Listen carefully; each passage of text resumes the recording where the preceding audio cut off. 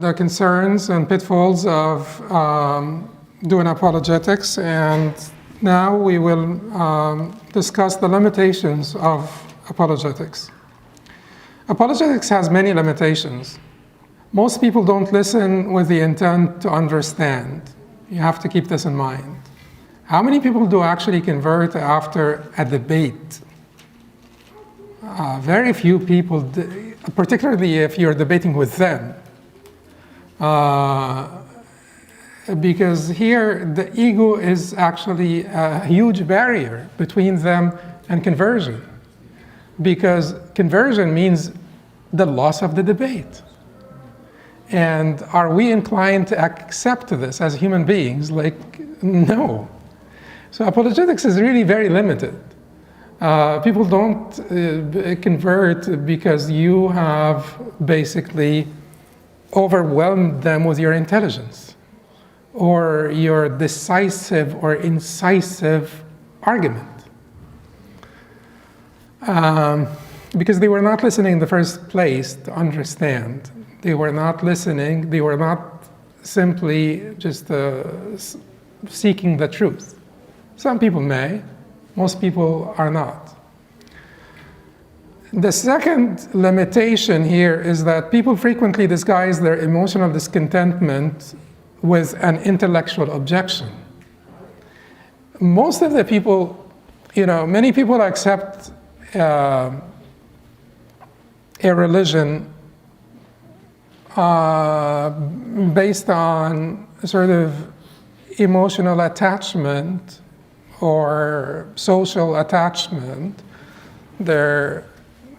They were born in their religion, so they continue to subscribe to that religion or continue to believe in that religion. Or they have come to have to build bondships or bonds of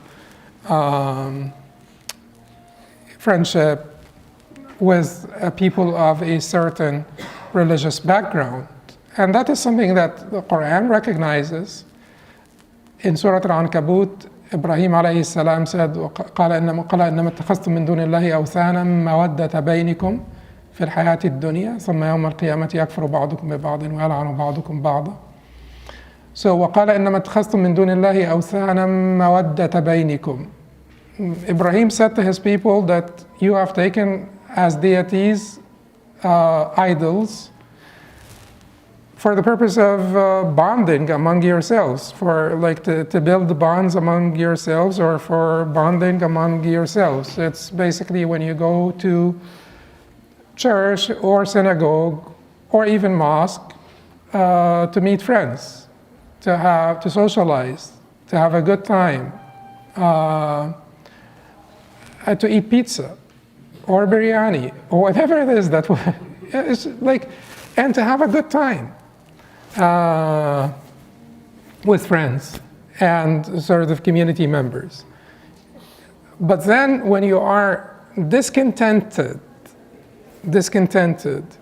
with that religious community, it is hard for you to actually admit that you're just discontented with the way you're being treated at the masjid.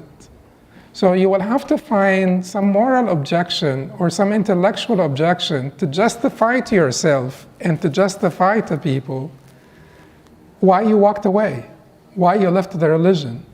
Because simply to say to people, I left the religion because, people were rude to me at the masjid, that is not really intellectually sound. It's not really, it doesn't look nice. It doesn't look sort of thoughtful. So you'll have to find the moral objection. So many times people disguise their emotional discontentment with an intellectual objection. So what does that mean? It means if you're doing apologetics, don't exaggerate the importance of what you're doing. Because the person who is basically working in the masjid's kitchen soup may be doing a greater job in terms of keeping people in the religion than you, and bringing people into the religion, more people into the religion than you are. Just don't over-exaggerate, and this is not to undermine or belittle the importance of certainly apologetics at all, but I'm just trying to say, understand that it is a lot more complicated than this. It is not about crafting smart arguments only. Religion is a lot more complicated than this. Staying in the religion and coming into the religion is not simply all about persuasion, and we will come to talk about the different routes to religiosity or religious commitment or faith, association, persuasion, and actualization. So at the same time, if apologetics is not your final objective, your final objective is to help people, help invite people to the truth, help keep people in their religion, then you will have to diversify your own involvements. I'm doing apologetics, but I'm also helping with, the soup kitchen. I'm also helping with the soup kitchen. I'm also going out to visit the sick. I'm also, reaching out to the homeless and providing help for people here and there and doing everything. And I'm also emphasizing to my community and to my masjid the importance of that social fulfillment that people are looking for, the importance of the masjid being a place where people find comfort and friendship, allegiance, belonging. The Maslow's hierarchy of needs, one of the basic needs close to the bottom of the pyramid, not at the bottom of the pyramid, but close to the bottom of the pyramid, is that sense of belonging. Being accepted, being loved, belonging to a group or belonging to a fraternity. So you do need to encourage, even within, even through the work of your organization, your output should also point out the importance of these aspects.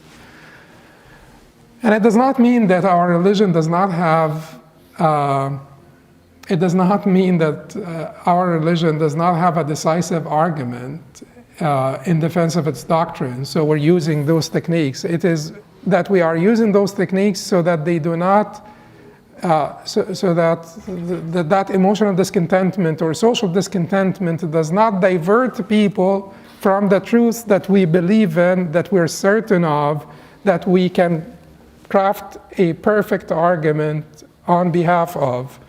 It is because that is the difference between using those techniques to basically invite people to falsehood, and using those techniques so that you keep people comfortable and content socially and emotionally so that they don't leave the truth or they don't walk away from the truth. The third limitation here, and there are certainly more limitations, but the third limitation of apologetics is that apologetics is mainly about defense. You are on the defensive. But it is not really only about defense. It is about the systematic argument. If you take a piecemeal, retail approach to apologetics, where you're just waiting for a misconception to answer that misconception, then this retail approach, piecemeal approach to apologetics, is not very constructive. Apologetics is about constructing a systematic argument in defense of the whole doctrine. It's a lot more than just refuting misconceptions, as we said in the beginning. It's much larger in scope, and it's much more sophisticated than simply refuting misconception. You're providing a systematic argument to basically in defense of the Islamic hierarchy of values. it's just not answering, it is not simply refuting misconceptions. You are defending the Islamic hierarchy of values. You are defending the Islamic instructions with regard to sexual morality, for instance. You're constructing a whole sort of intellectual construct or intellectual sort of paradigm, not simply answering misconceptions. But at the end of the day, this is still not a substitute for building certainty. Because building certainty is not limited to answering misconceptions, is not limited to being intellectually comfortable or feeling that you are in a good place intellectually. You have like some intellectual equilibrium. You're convinced. It's not just simply about intellectual conviction. It's much more than this that we will talk about when we come to it, when we come to the slides on building certainty.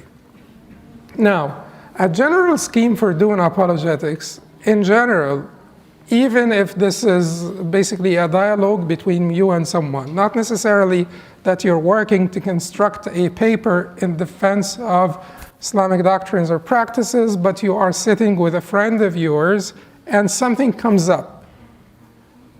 Whatever, like a discussion about anything related to Islam, jihad in Islam, anything, war in Islam, this or that.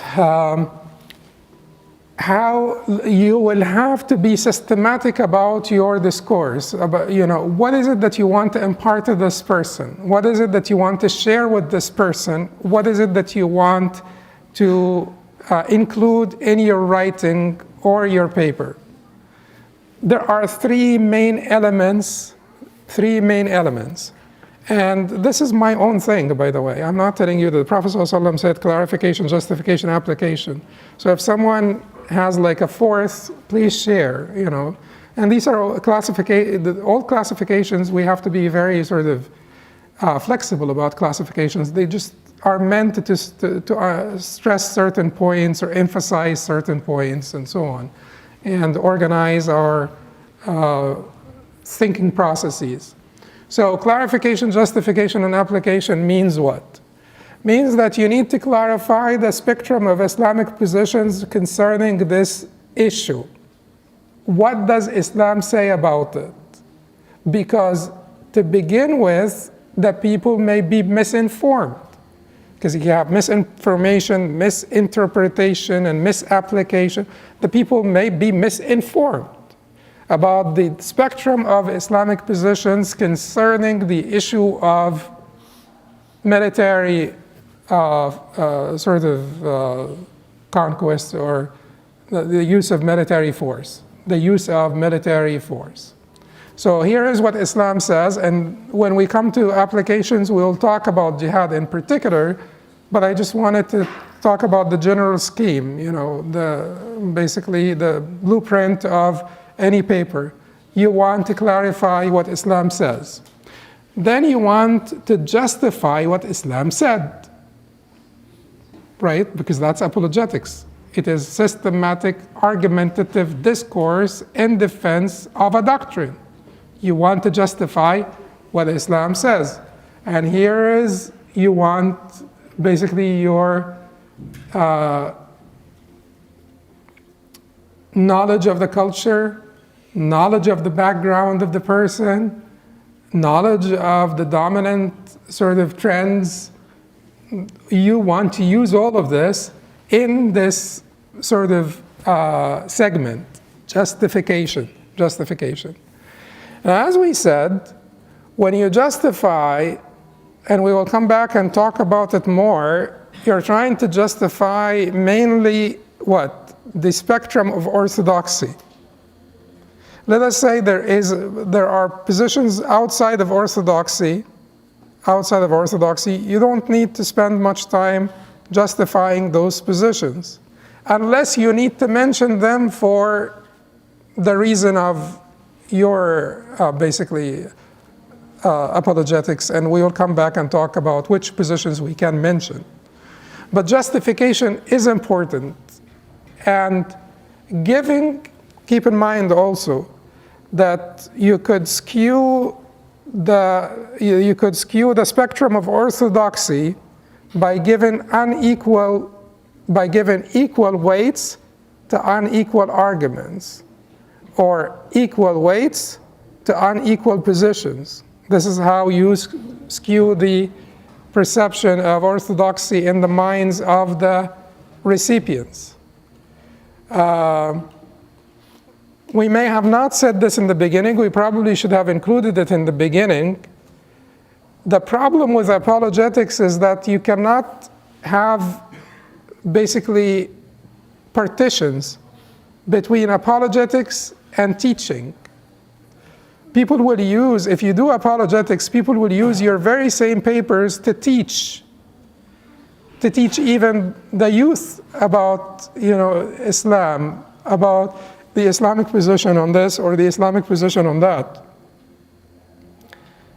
Had we had perfect partitions, then it would have been easier, but we don't have those perfect partitions. So you will always have to do your apologetics keeping in mind the trickle-down effect on the masses, on the base, because there are no partitions. Nowadays in particular, everything you write will be readable by everybody once it's published online. Everything you say will be basically accessible to everybody once it is published online. So you can't say, I'm just doing this, and it is my sort of apologetics work, but it will not have an effect on the spectrum. Then application. Once you have clarified the different positions, Islamic positions on the spectrum, once you've justified those positions, you've given sort of like, you have to be careful by how much weight you give to every position, but once you have done this work using your great knowledge, you have to have great knowledge of the trends and the cultural trends and philosophies that are popular, particularly, the background, philosophical background of your particular audience and so on. Then you'll have to move on to step 3, application. And they come in this order most of the time. How do you, they call this antiquity and modernity, how do you cross the bridge between antiquity and modernity? But we do believe that even using these terms could be somewhat detrimental to people's perception of the relevance of the religion to our times, and the permanency and the continuity. Anyway, we do recognize that there is a difference, huge differences that happened in our world in the last 200 years that made a huge gap between modernity and antiquity. There is a huge gap in people's lifestyles and people's just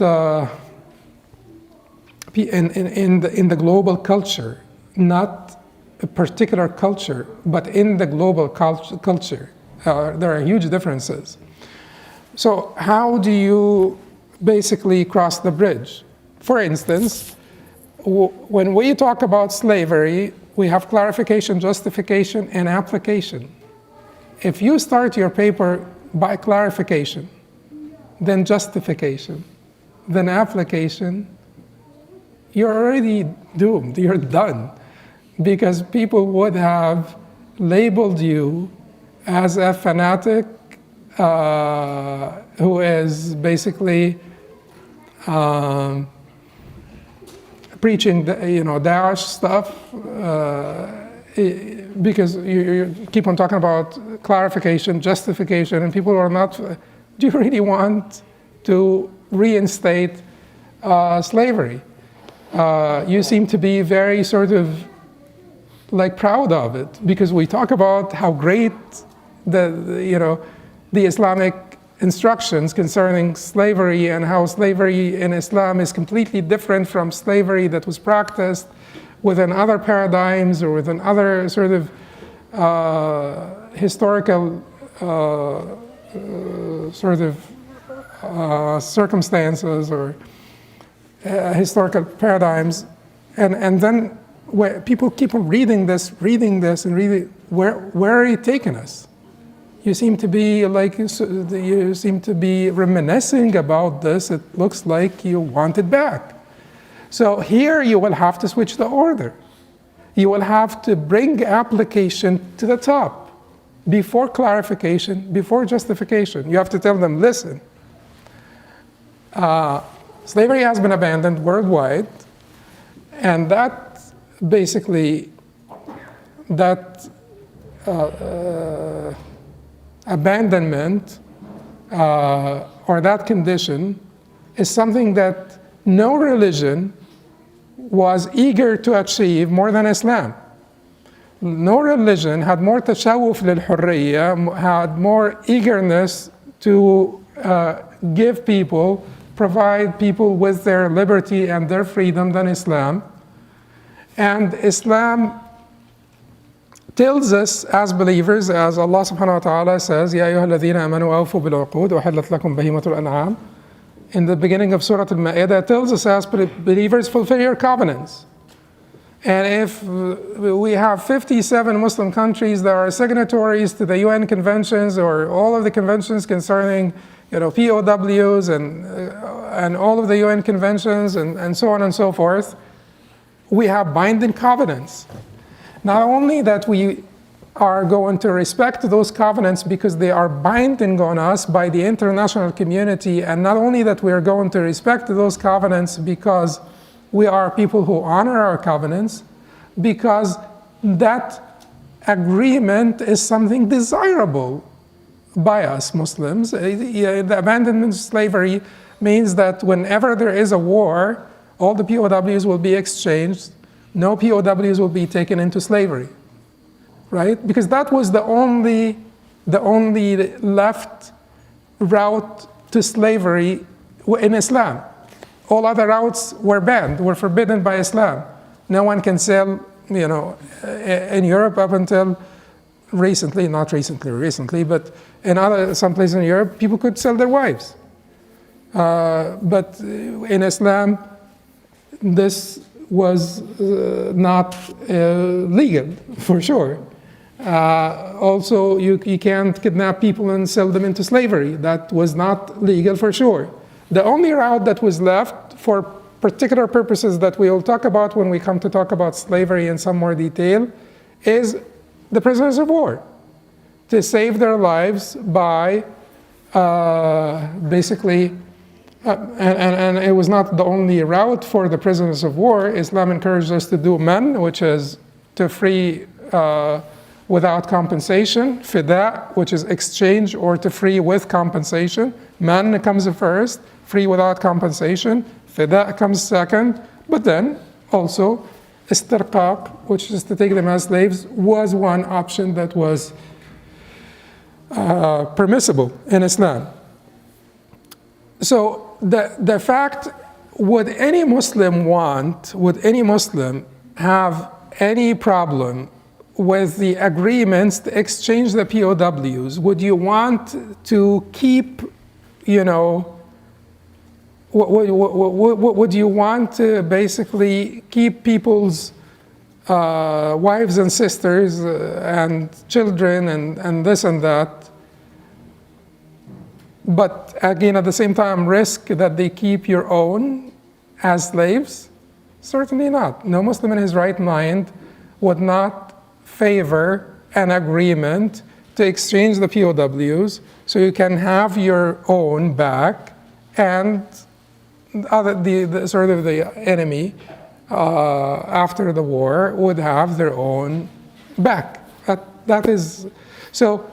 When it comes to the order that we are talking about here, this is the order that we should go by most of the time, but certain times you do need to tweak the order because it would not be suitable to write a paper and then on page 30 of the paper you mention, but keep in mind we don't want it back. This is something that,